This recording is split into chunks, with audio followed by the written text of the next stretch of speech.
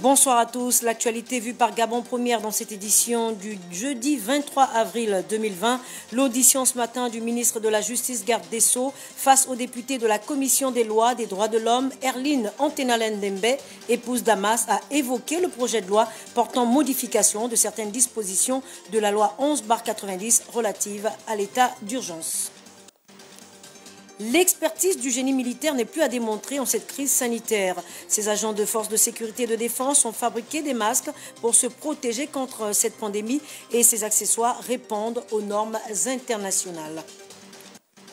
Alors que les chiffres sur les patients testés positifs au Covid-19 continuent à grimper au Gabon, les populations semblent ne pas mesurer les conséquences de cette maladie et ce, malgré les multiples sensibilisations. Elles sont encore nombreuses à ne pas respecter les mesures barrières. Voilà ce qui constitue les articulations de cette principale édition d'information. Bienvenue. Audition ce matin du ministre de la Justice, garde des Sceaux, Erline Antenelen Dembe, épouse Damas, par les membres de la Commission des membres des affaires administratives et des droits de l'homme. À l'ordre du jour, le projet de loi portant modification de certaines dispositions de la loi 11/90 relative à l'état d'urgence. Jules Daflor Ndembe, Francis Oneme de la presse de l'Assemblée nationale.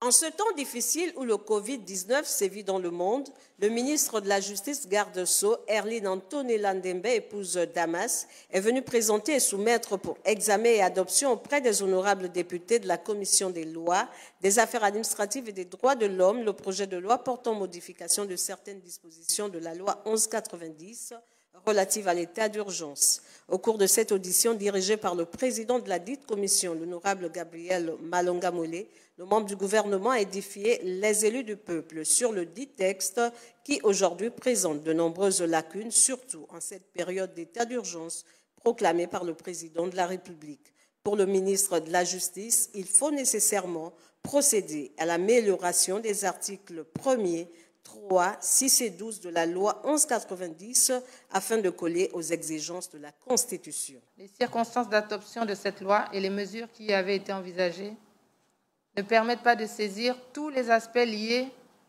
aux nouveaux périls tels que la pandémie du Covid-19. Enfin, les sanctions visées dans la loi de 90 ne sont plus en adéquation avec le nouveau régime pénal de notre pays consacré par l'adoption au cours de l'année 2019 d'un nouveau code pénal. Ce projet de loi examiné en urgence a suscité plusieurs interrogations auprès des députés liées à la gestion de la pandémie du coronavirus dans notre pays. De ce fait, les honorables députés ont souhaité, entre autres, que le gouvernement mette à la disposition des populations les kits médicaux nécessaires afin d'assurer leur protection contre l'ennemi invisible.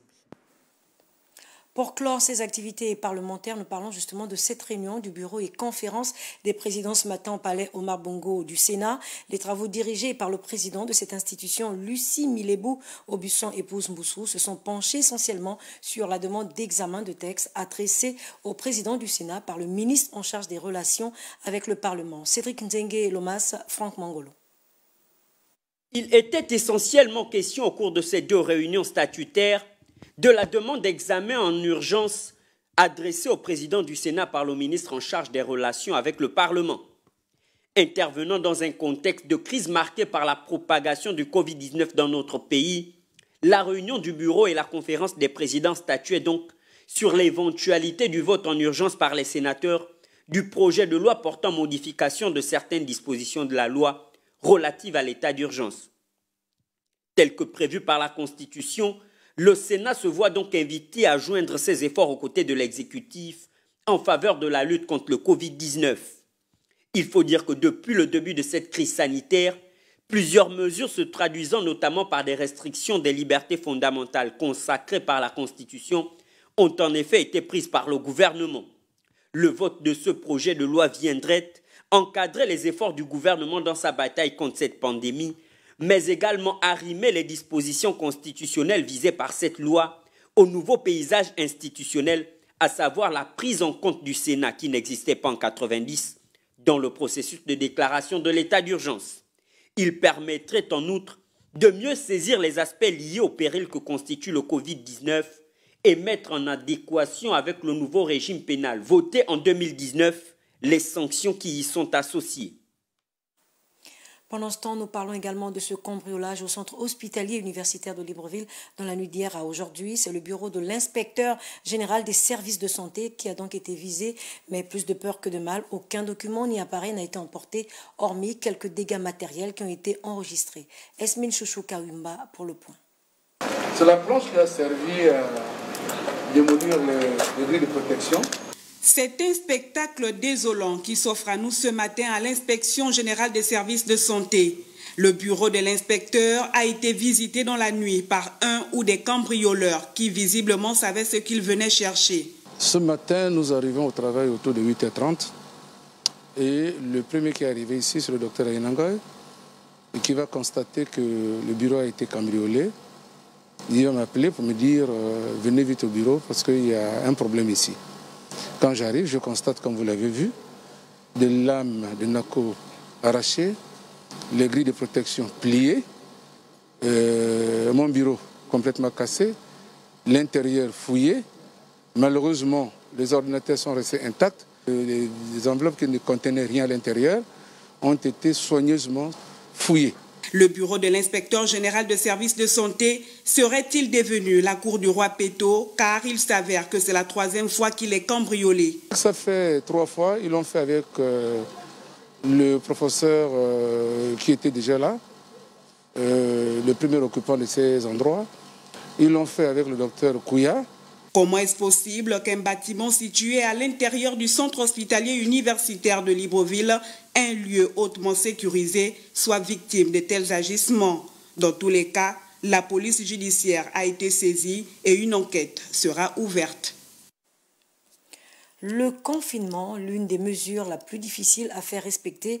Les rues sont chaque jour bondées de monde, sans toutefois tenir compte des gestes barrières. Plusieurs raisons sont donc évoquées pour justifier ces sorties, notamment les difficultés de transport, le manque de vivres, mais également les questions de santé. Le constat a été fait par nos reporters Betty Nzembe et Jessie Ankra. Dès 5 heures du matin, ils sont déjà présents dans les points de ramassage. Mais c'est seulement à 9 heures que le premier transport en commun stationne pour embarquer les passagers. La file d'attente semble ne pas finir, l'impatience s'installe et le mécontentement se fait savoir. Laissez dépasser, regarde depuis le matin, il n'y a pas les bus. Hein? Les bus sont même, je ne sais pas, ils prennent les parents, nous qui n'avons pas les parents, on souffre. Hein? Depuis le matin, tout là-bas. Il y a combien de bus que l'État a donné? Il y a des maladies qui restent là, au moins pendant 2 heures de temps. Depuis 5 heures, on est là debout. Ils ont même changé d'itinéraire. Tous les bus sont en Zion. Nous, on va en ville. Nous souhaiterons que les autorités compétentes du Gabon puissent agir le plus rapidement possible afin que la situation, afin que la vie puisse reprendre son cours normal. Entre la faim, les maladies et la difficulté de se déplacer pour des cas d'urgence, les Gabonais se bousculent.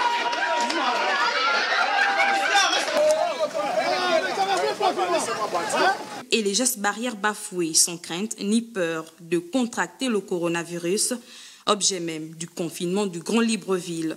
Je vais prendre mon ordonnance auprès de mon médecin. Parce qu'il faut qu'il établisse l'ordonnance pour que je puisse prendre les médicaments à la CNAM. Je m'avais là, à l'hôpital militaire, mais je voulais venir acheter quelque chose. Les Chinois sont fermés. J'ai acheté seulement le pain. Si certains ont bien reçu des bons d'achat, des kits alimentaires et vu leur compteur crédité, d'autres en revanche se plaignent encore. Une situation qui devrait vite trouver une solution au risque de toujours voir la courbe de contamination au Covid-19 augmenter. Depuis plus d'une semaine, le port du masque est donc obligatoire au Gabon. Les agents des forces de sécurité et de défense, notamment le génie militaire, se lancent aujourd'hui dans la fabrication de cet accessoire indispensable à la lutte contre le coronavirus. Ces masques, il faut le souligner, répondent bel et bien aux normes internationales certifiées par Aganor. Wivin Ovandan, Richard Moubiwa ont fait immersion dans l'atelier de couture du génie militaire. Une armée en or, opérationnelle et républicaine. Le génie militaire, un exemple exact pour le Gabon. Commandement en chef du génie militaire de Libreville, une base bien organisée. Aujourd'hui, la section couture fait parler d'elle. Dans l'atelier, comme les 5 doigts de la main, chacun fait son petit métier.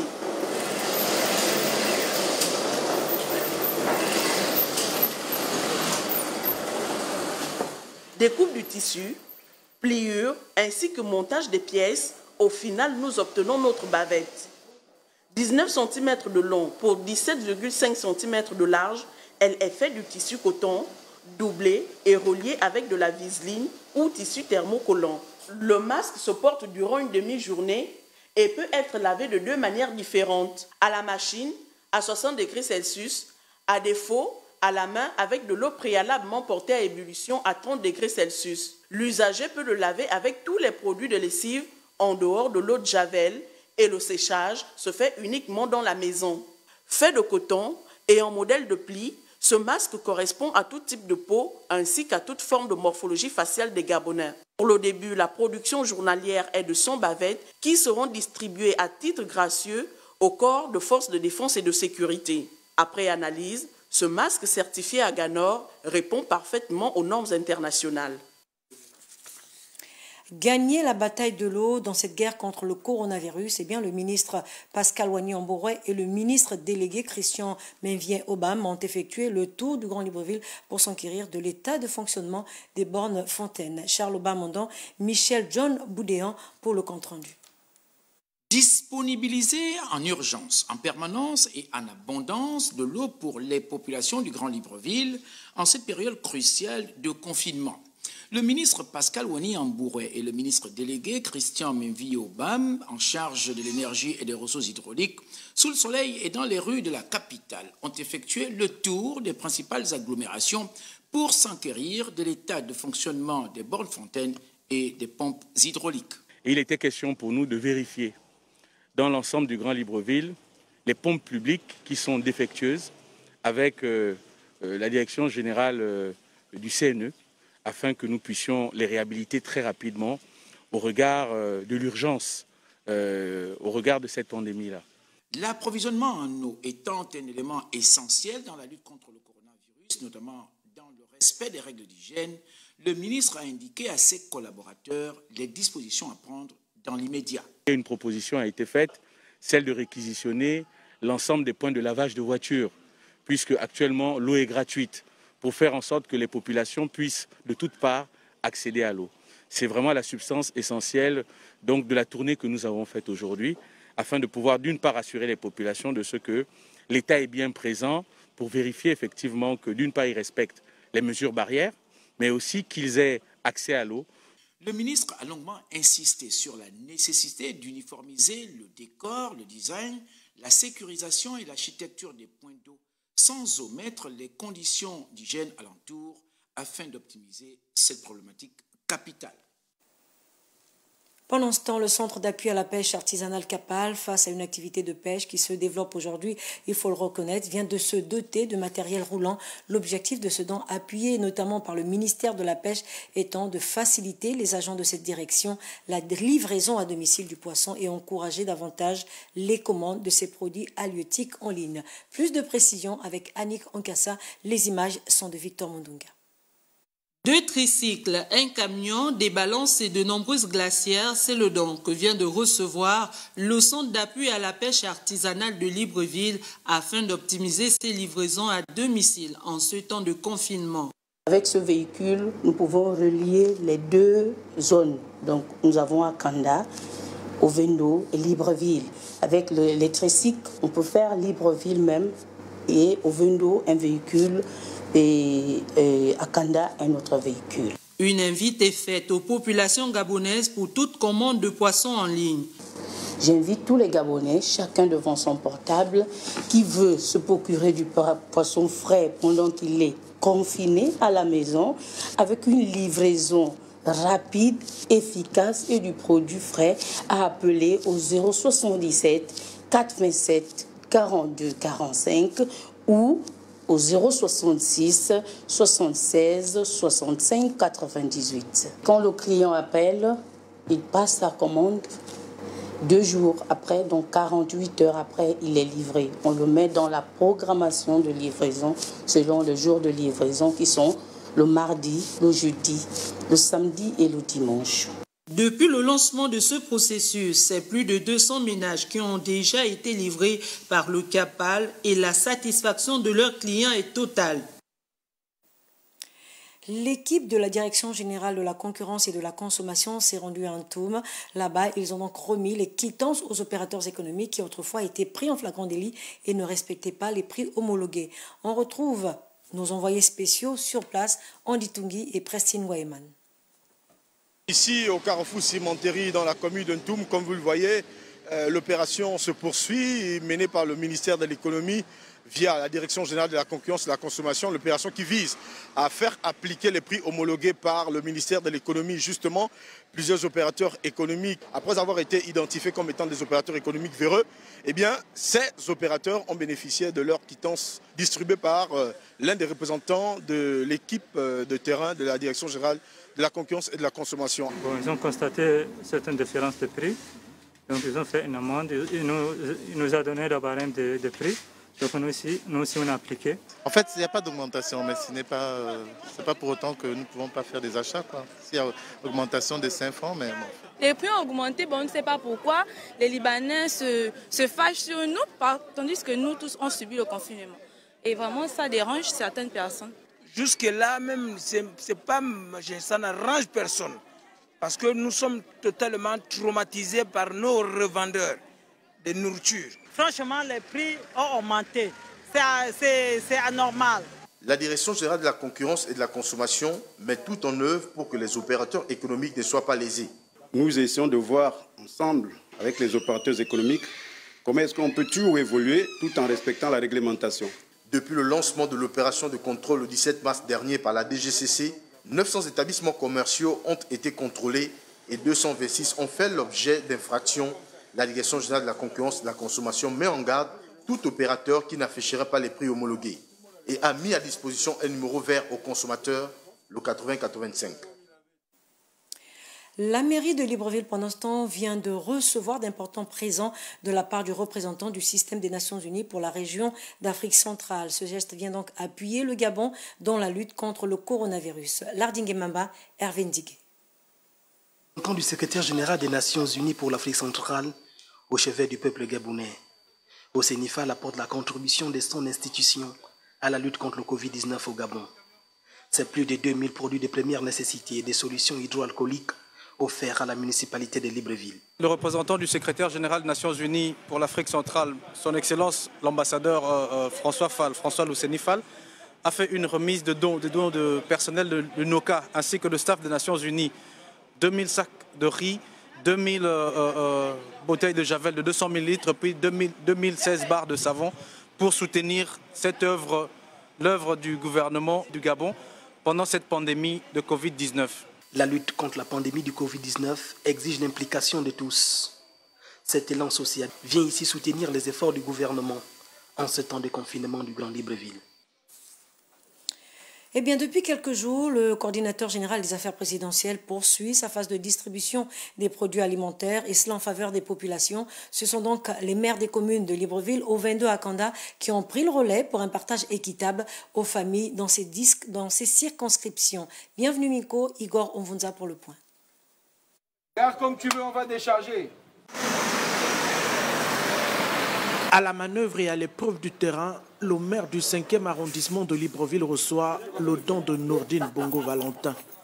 Un conteneur entier de vivres destinés aux populations les plus impactées par la crise du Covid-19 dans cette partie de la capitale gabonaise. C'est le coordonnateur général des affaires présidentielles qui vient de prendre ses responsabilités et de nous apporter son soutien afin que nous puissions directement réagir à travers les populations les plus défavorisées en apportant directement des vivres dans leur maison.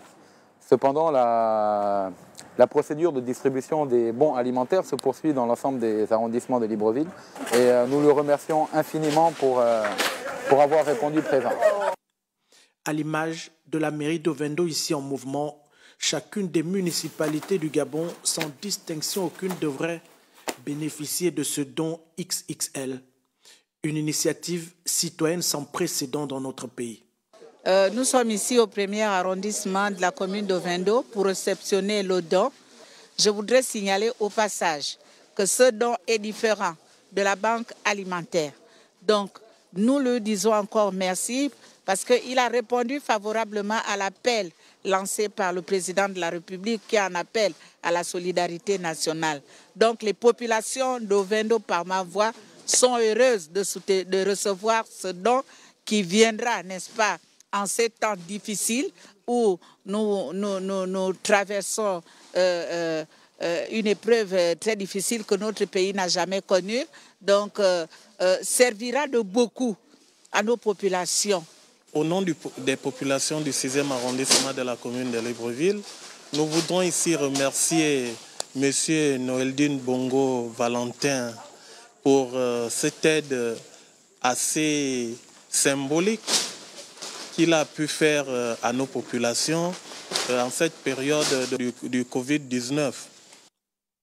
Répartis équitablement entre l'ensemble des municipalités et les 143 députés de l'hémicycle, les 1223 tonnes de vivres devraient parvenir à destination dans de meilleurs délais.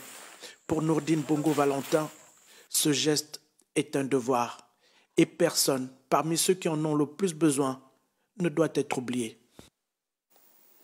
Plusieurs interrogations et polémiques sont soulevées ici et là à propos de la banque alimentaire.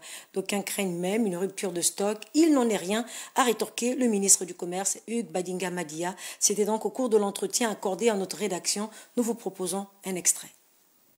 Nous avons effectivement, je le reconnais, connu quelques difficultés, notamment en ce qui concerne la distribution des produits pour qu'ils aillent directement vis-à-vis des compatriotes qui, beaucoup, sont dans des situations de détresse, mais ces difficultés sont en train d'être résolues. Aujourd'hui encore, ma collègue en charge des solidarités a eu l'occasion de relancer la distribution des kits et des bons. Aujourd'hui, c'est 10 000 compatriotes au niveau du Grand Libreville qui ont bénéficié de ces produits. Je voudrais simplement dire aux compatriotes, les rassurer en disant qu'il y aura suffisamment de bons, et il y aura suffisamment de produits pour la banque alimentaire. Ils ont pu suivre au niveau de la télé les quantités importantes de produits qui existent, qu'ils restent chez eux, qu'ils patientent, qu'ils soient indulgents aussi vis-à-vis du gouvernement, parce que c'est quand même des masses importantes de personnes à atteindre, et donc les difficultés qui sont apparues dès le début sont liées un tout petit peu à ça, mais nous avons reçu des instructions du Premier ministre, du chef de l'État, pour que toutes ces choses ces contraintes soient déverrouillées, et là, comme je vous le dis, nous sommes en train de reprendre. Voilà, vous pourrez suivre l'intégralité de cet entretien au cours de nos programmes de ce soir. Cela dit, la distribution justement des bons d'achat est bien en rapport avec cette actualité. Le conseiller du ministre des Solidarités nationales, Tony Ngouma, a fait donc un bilan à mi-parcours. Nous l'écoutons, il est au micro de Stevie Oyan Mesui. Le mercredi 22 avril, 11 511 bons d'achat ont été distribués dans les 13 arrondissements du Grand Libreville pour une valeur de 293 550 000 francs CFA. 9 650 foyers ont été visités, impactant 52 306 personnes. Les quartiers suivants ont été couverts partiellement ou entièrement. Premier arrondissement de Libreville, les quartiers derrière la prison et derrière l'Énès. Deuxième arrondissement, Avea 1 et 2, Rio, Cocotier, Plein-Oretti, au niveau de Macjos. Troisième arrondissement, Kingeli, Dragon, Bellevue 2, échangeur du PK5, pharmacie du PK6. Quatrième arrondissement, Akebe Plaine, Akebe Frontière, Akebe Ndjougou, Akebe Central, Centre Social. Cinquième arrondissement, Plein Ciel, Passerelle, PK8, Chocho, Niali. Sixième arrondissement, Ondogo, PK7, PK8, Rond-Point de Zayon. Pour la commune d'Ovendo, premier arrondissement, Alinakiri 1 et 2, Razel, Port en haut. Deuxième arrondissement, Akournam, secteur, Rougier, Bilanyambi. La commune d'Akanda, premier arrondissement, Santa Clara, Bolokoboué, Malibé 1. Deuxième arrondissement, Cité Alhambra, Vanayong. La commune de Ntoum, premier arrondissement, Nkan, Poussière, Foulayong. Deuxième arrondissement, Essassa, Parti Coq, Ayeme Plaine. 3e arrondissement, Essassa, PK18, PK25, Bizangoraï. Suite aux mesures économiques, sociales, sanitaires et sécuritaires annoncées par le président de la République en cette période de Covid-19, eh bien, la société civile gabonaise, regroupant notamment des organisations syndicales des travailleurs, ont tenu un point de presse. Les difficultés d'application des mesures de gratuité des kits alimentaires étaient donc à l'ordre du jour. Écoutons Emmanuel Vemba, qu'il est au micro de Georges Kambila et de Michel John Boudéa. Covid-19 est bel et bien chez nous au regard de nombreux cas détectés et déclarés par le comité de pilotage. Les organisations de la société civile tiennent à rappeler à l'opinion nationale et internationale que les missions dévolues à la société civile dans un État démocratique restent respectivement la défense des droits humains, le développement économique, social et environnemental du pays à titre principal. La société civile exprime son regret quant au comportement de certains politiques qui tiennent à exploiter cette crise sanitaire pour les règlements de compte, car c'est une période d'union sacrée où toutes les forces doivent conjuguer vers une même direction au fin de combattre le seul ennemi qui reste le Covid-19. C'est pourquoi nous tenons ce jour à faire un certain nombre de propositions aux plus hautes autorités de la République afin d'améliorer l'offre de riposte actuelle. Nous proposons au gouvernement de la République, premièrement, de sanctionner les acteurs qui ont fait preuve de négligence vis-à-vis des populations gabonaises et qui ont refusé de suivre les consignes du président de la République, chef de l'État. À l'instar de la communauté internationale, les musulmans du Gabon vont observer le mois béni du Ramadan. Écoutons à cet effet le président du Conseil des affaires islamiques du Gabon, Ismaël Osseni Ossa, à l'occasion de son allocution circonstancielle. Le mois de Ramadan est celui de l'entraide, du partage et de la solidarité sous toutes ses formes. En 7 ans de confinement et de Ramadan, plusieurs familles éprouvent quelques difficultés à subvenir à leurs besoins quotidiens. À ce titre, nous saluons cet élan exceptionnel de solidarité, impulsé au plus haut niveau de l'État et relayé par plusieurs filles et fils de cette nation. Aussi, j'interpelle très humblement ceux et celles qui se reconnaissent à l'abri du besoin à leur emboîter le pas en jouant leur partition auprès de ces différentes couches vulnérables, sans tri et sans distinction aucune, en leur offrant davantage de quoi pouvoir nourrir les ventres affamés, habiller les démunis, soigner les malades, loger les sans-abri, s'occuper des orphelins, prendre soin des personnes âgées, des veuves et des personnes handicapées. Nous vous rappelons que tout don déposé entre les mains des bénéficiaires transite d'abord par les mains de notre Seigneur Allah subhanahu wa ta'ala. Voilà, c'est la fin de cette édition d'information. Merci de nous avoir suivis. Mais n'oubliez pas qu'après cette édition d'information, eh bien, dans le cadre de l'entretien, Martial Edgar Tchibinda recevra le ministre du Commerce, Hugues Badinga Madia. Contrairement aussi à ce qui a été annoncé, eh bien, le chef de l'État, Ali Bongo Ondimba, ne s'adressera pas à la nation ce soir. Voilà, merci de nous avoir suivis. Bonne suite de programme sur Gabon Première.